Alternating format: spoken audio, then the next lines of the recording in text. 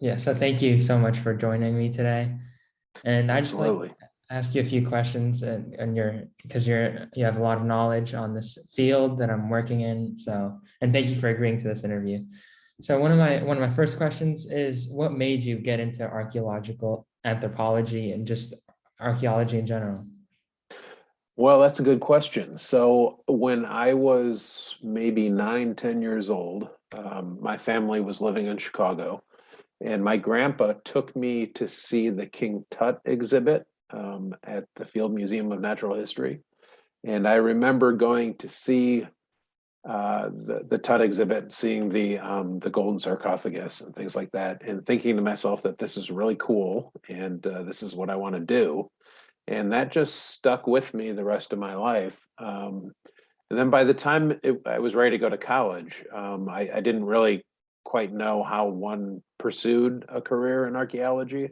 So I chose a school that I knew was good in anthropology and archaeology, and that was Grinnell College, which is a small school in the middle of Iowa.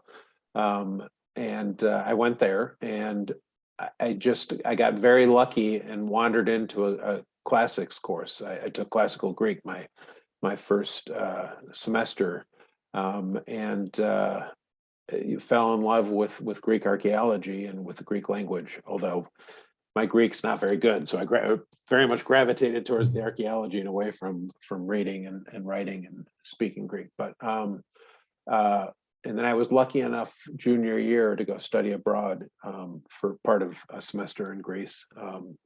And then I went to graduate school in anthropology and decided I was going to work in Greece, and it all worked out for me. And it's been a great decision. Being a university professor is a fantastic career, and I've loved and been privileged to do archaeology both in Greece and then also in Albania and Kosovo and various other places in the world. So yeah, it just goes to show that if you become interested in something like archaeology, you can make a living doing it. Mhm. So as a university professor at U Michigan, what courses do you teach related to classics and archaeology, anthropology? Yeah, so I right now I'm directing the Museum of Anthropological Archaeology, and it takes a lot of my time administering the museum. So at Michigan, I haven't taught a whole lot. I've mostly been doing that directing of the museum. The one course that I have developed, and I've taught a couple of times at Michigan, is a course called The Rise and Fall of Ancient Civilizations. And it's a class that focuses on three Mediterranean civilizations in comparative fashion, looks at their rise, how they grew and developed, but then also what may have led to their collapse. And so I start with the Mycenaeans and Minoans and look at the Bronze Age, and then the big collapse of those civilizations that happened about 1200 BC. And then I look at the Romans, and I look at the Greek city states a little bit, but mostly we look at the Romans, and then we look at the Ottoman Turks, the Turkish Empire, to see how those three compare. And so that's a really fun class to teach, and that's aimed at non-majors who are maybe not completely unaware of archaeology and history, but have some interest. So that's a cool class to teach. I also I taught one time a graduate seminar called Balkan Prehistory, where we look at the prehistoric archaeology of the Balkans, actually minus Greece. I leave Greece out of it because Greece kind of requires a course in and of itself. Yeah. But that was a graduate level course for my various graduate students who are pursuing dissertation work in the Balkans. And then before I came to Michigan, I was at a small liberal arts college in Mississippi called Millsaps College. And I had a pretty heavy teaching load, and I developed and taught all kinds of classes on archaeology and anthropology. And that So I have quite a large teaching portfolio. Unfortunately, at Michigan, not a lot of my time goes to teaching.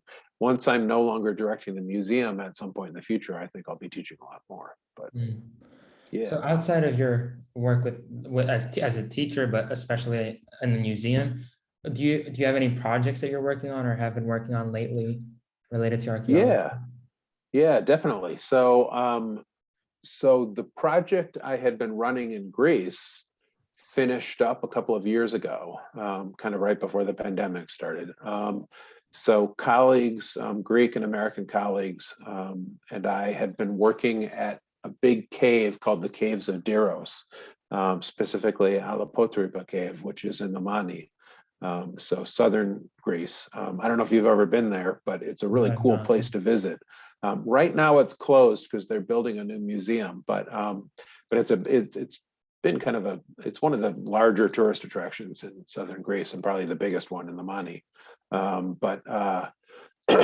This is a cave that collapsed right at the end of the early bronze, or right at the start of the early Bronze Age. And so it was used extensively during the Neolithic and during the Copper Age. People were living in it, burying their dead inside the cave. It's a really huge cave. Probably it was an earthquake or something caused the front of the cave to collapse, and that village was kind of preserved inside. So it's like a time capsule, a real kind of Neolithic Pompeii. It was excavated for decades by a gentleman named Yorgos Papathanassopoulos, who was a very famous Greek archaeologist who died a couple of years ago. But he brought us in as a team to kind of help him publish the materials from the cave he hadn't yet published. But then we also excavated a site that we discovered outside the cave, which turned out to be a pretty large final Neolithic or Copper Age village. And it had a lot of intramural burials, so burials that had been incorporated into the village. So that was a really cool site to dig. It seems like it's a very large village outside the cave. And so the people who were using the cave and burying their dead in the cave would have lived out in this village outside the cave. The odd thing is we didn't expect this at all, but as we started excavating the Neolithic, the final Neolithic village, we uncovered what turned out to be a Mycenaean ossuary, which are very rare. So not a Tholos tomb, not a chamber tomb, but a round pit feature that was filled with Mycenaean bones and artifacts, including a bronze dagger, a bunch of ivory hairpins, a bunch of carnelian beads, lots of pottery. So we really had to kind of divide our time between the Chalcolithic and the Mycenaean. So we're still working on publishing that site, both the ossuary and the final Neolithic village. But that was really a cool project. Right now, currently, I'm running a project in the nation of Kosovo.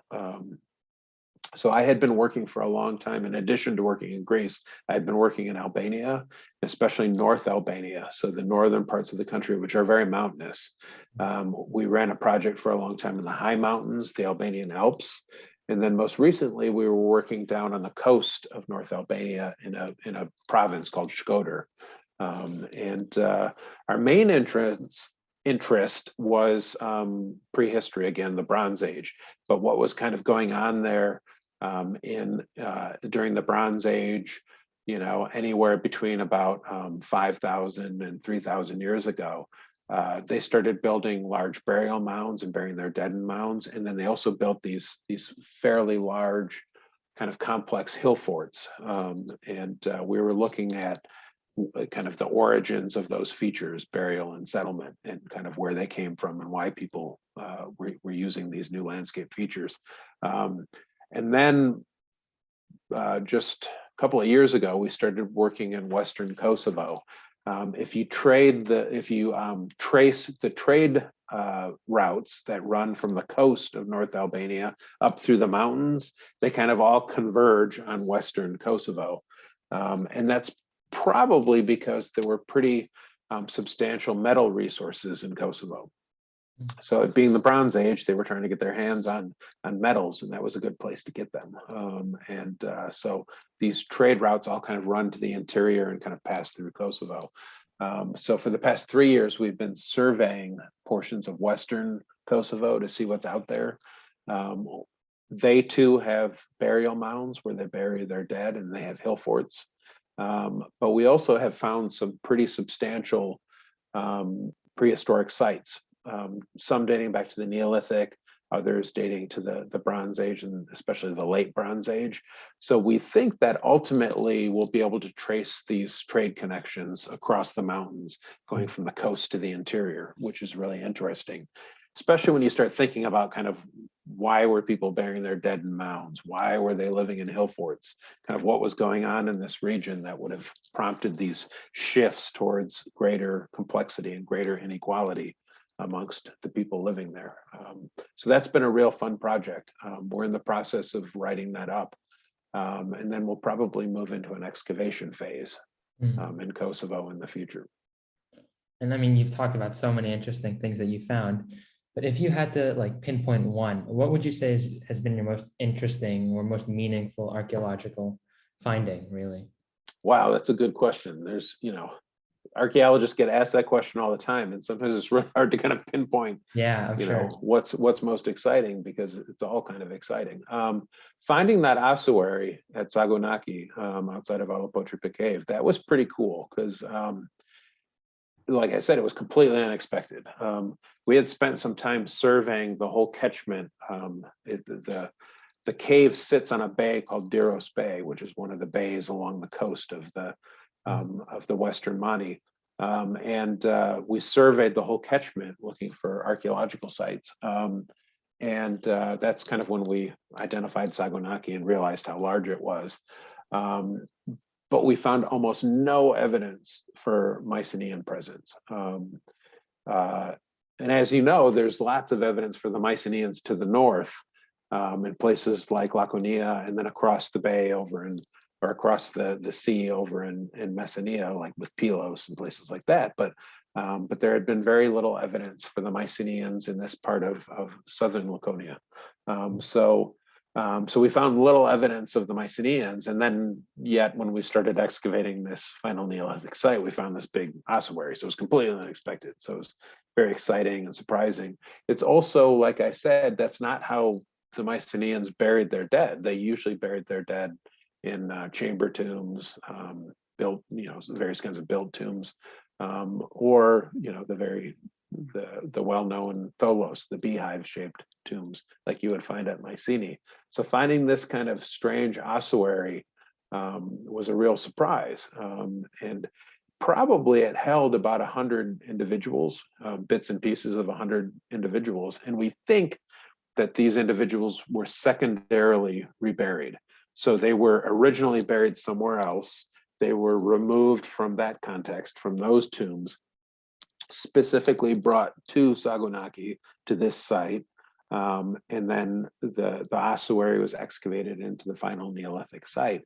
So to me, as an archaeologist, what's especially interesting about that behavior is it's very deliberate. They knew what they were doing, right? They knew they were coming to a very important ancient site. To them, would have been an ancient site, this cave, that was collapsed by that point. It had been collapsed for a couple thousand years, and yet they knew it was there, and they knew this site was there, this final Neolithic site. So they went out of their way. Of all the places they could have put this ossuary, they put it in this final Neolithic site outside a really important cave.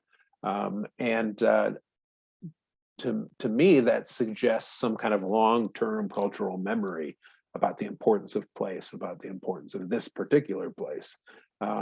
So not only was it a very exciting discovery, and we're learning a lot about the people who were buried there, but it's also a very good example of this kind of long-term,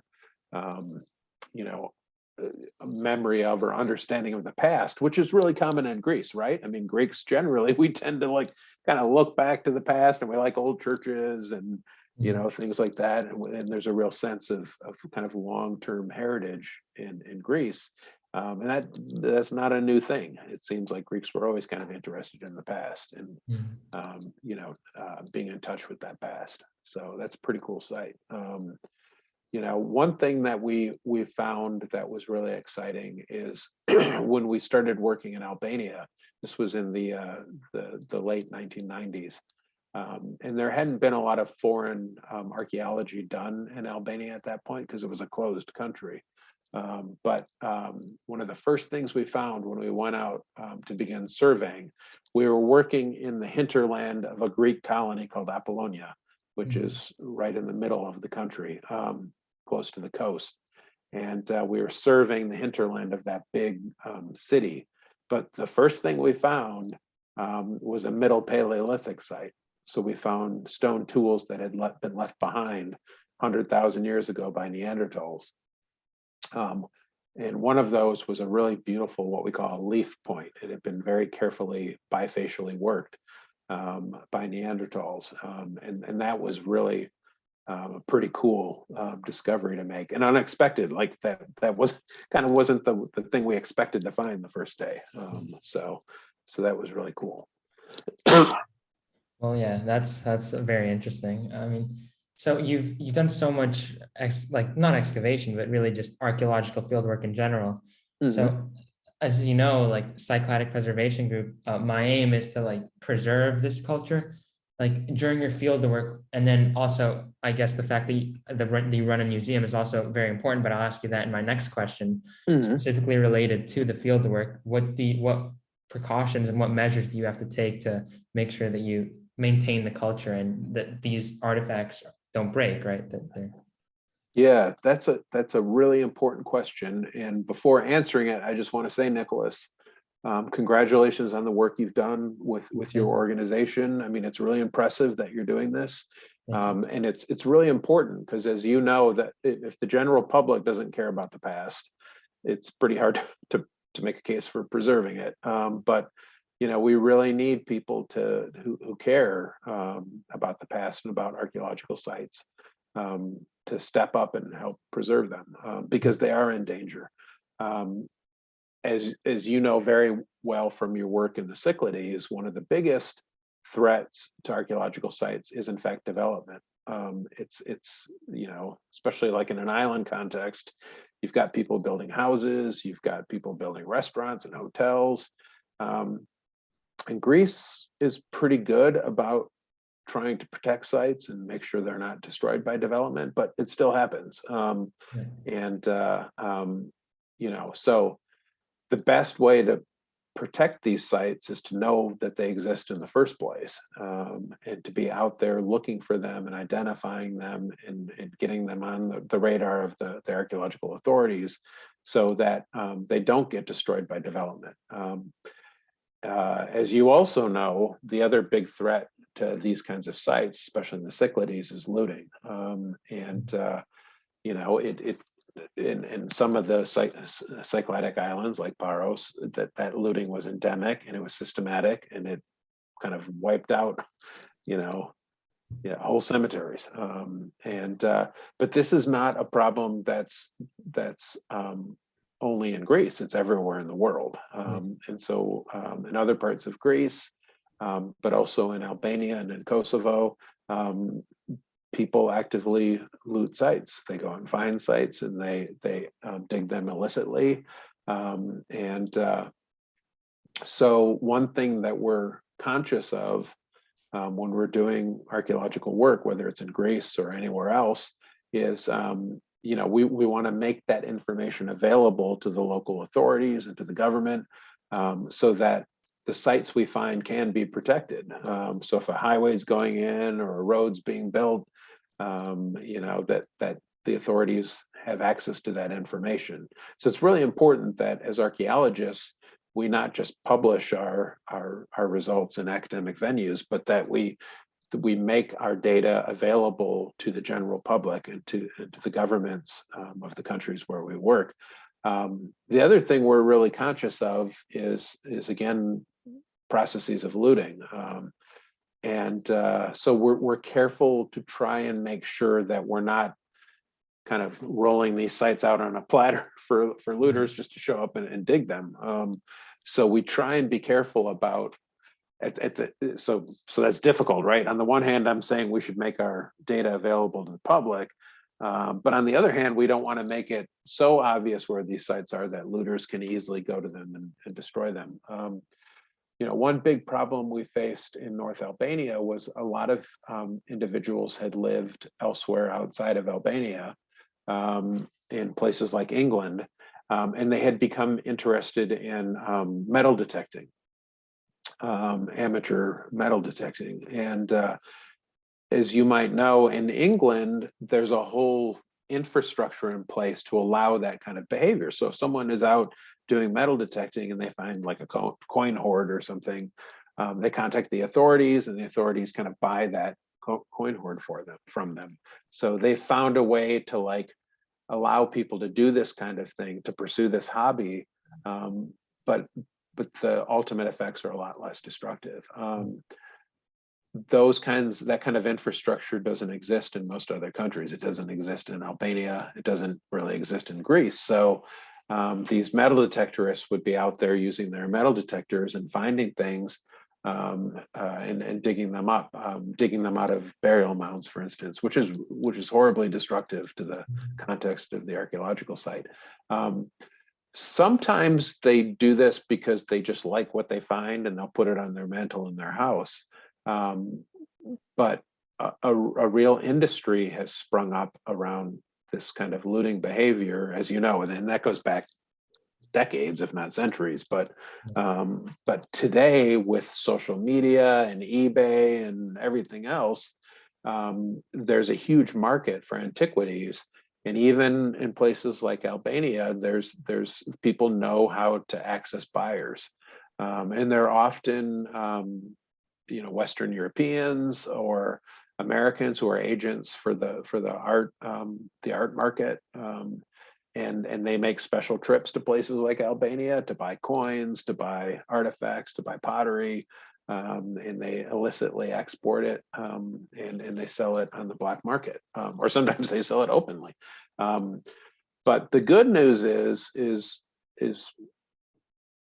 the United States in particular is taking this kind of looting and sale of antiquities much more seriously than it had in the past.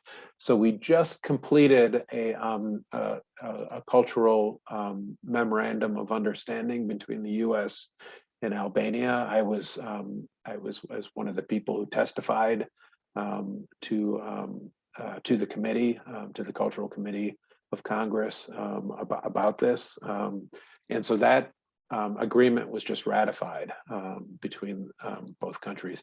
One already exists for Greece. So this was a new one for Albania.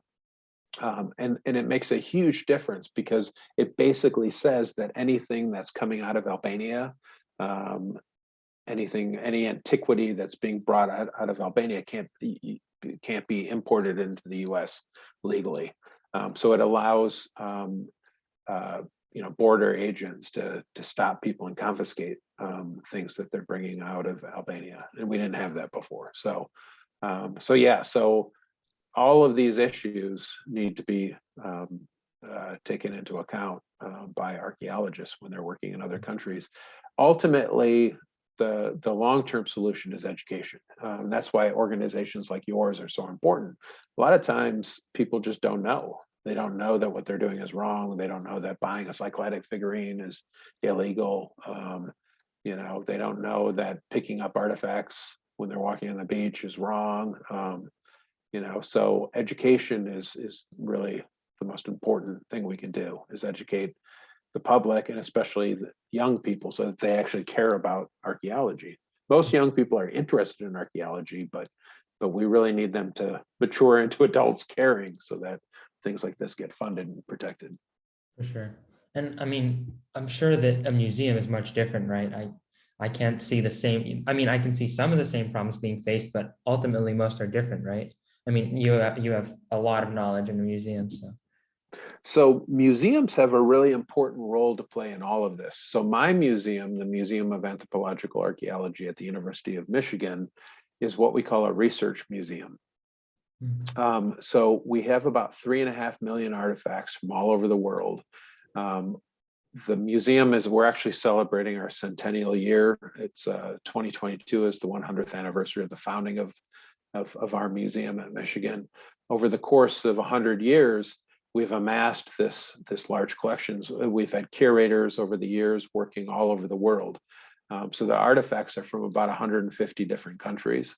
Um, we actually have very little from the Mediterranean because a lot of what Michigan has from the Mediterranean and from places like Greece is in a different museum, the Kelsey Museum of Archaeology. I'm also affiliated with the Kelsey Museum and the Classical Studies Department. But a lot of the Greek material ended up in a different museum. Kelsey is what we call an exhibiting museum. So they actually have exhibits and you can go visit. And as a member of the public, you can walk through the exhibits and look at the artifacts. My museum doesn't have exhibits. We don't have public displays. So we mostly cater to researchers and students who want to come use our artifacts and study them.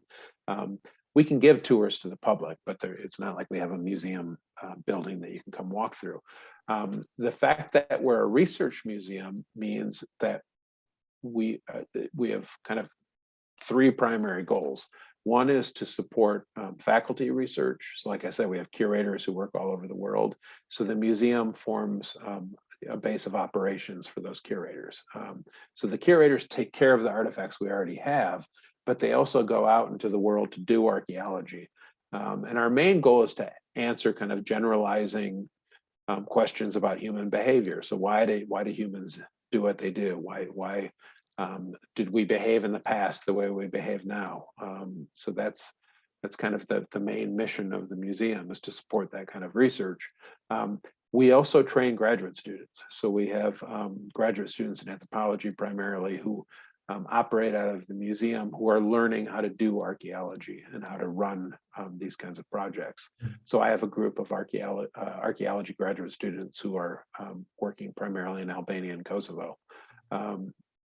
But I also sit on dissertation committees out of classical studies, and those students are often working in Greece, and some are working in Albania too, but a lot of those students work in Greece. And then thirdly, our museum is very concerned, like we just talked about, with educating the public about the importance of archaeology and protecting the past. So we do have an outward-facing kind of public mission as well. And a lot of that has to do with bringing students into the museum from classes at Michigan, introducing them to our collections, helping educate them about archaeology. And so our museum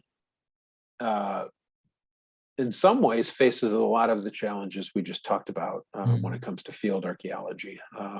Really very concerned about preservation of sites, really concerned about educating the public, really concerned about the effects of things like looting. We have a long-term, very active program in North American archaeology where looting is a big problem. We actually work more and more often, more and more closely with Native American tribes because they're a lot of times now doing in-house archaeology. And so we work closely with them to try and educate the public about Native American indigenous archaeology, but also to help protect sites with them.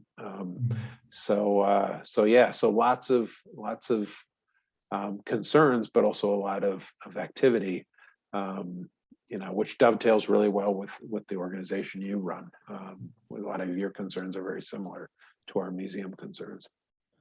And I mean, lastly, I just wanted to ask you about what the average person can do, because not everyone knows about archaeology, and many people might really not be educated at all on this topic of olden culture and finding artifacts and things like that. So what can the average person do to preserve culture, just generally? I know Yeah, that's a difficult question. yeah, no, that's a really good question. So One thing we actually do a lot of in my museum is one way we interact with the public is that people will contact us, and this happens almost weekly, right? One of us or all of us will get an email from someone saying, "Hey, I found this in my backyard. What is it?" Or, "Hey, I think there's an archaeological site on the vacant lot across the street." Or, "Hey, someone's building, a building down the road, and I think, I think they maybe hit an archaeological site." And so, sometimes people will send us those kinds of emails, and what they found will be nothing. It'll be a rock, or a deer bone or something. But it gives us the opportunity to encourage those people and to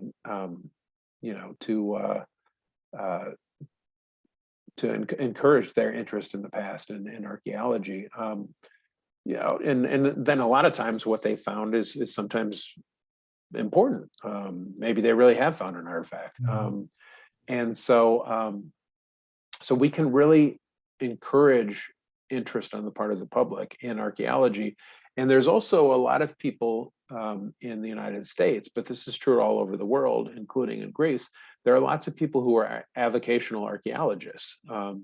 They might not be trained as archaeologists, but it's something that they care about and they're interested in.